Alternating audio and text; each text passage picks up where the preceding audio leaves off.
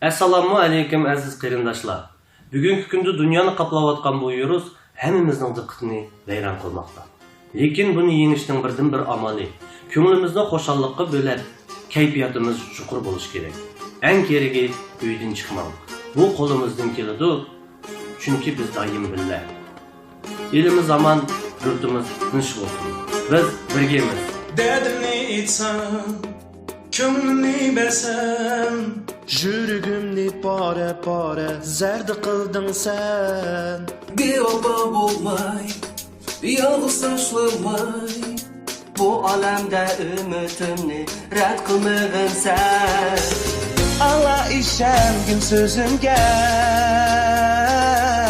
bir ay verdemmi özenge. dostlarımız menge bulsun, sevgililerce bağlap koysun. Yollarımız gülge konsun, yandan gülhanın o düşmüşsün.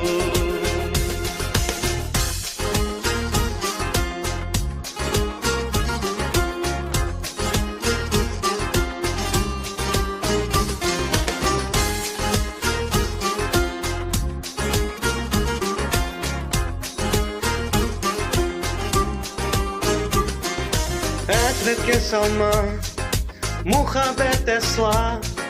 Hayatımın en isirken unutulmaz çeşi. Rastını içsen, meylini bersen. Senin üçün bolar məngü şad bahar beri.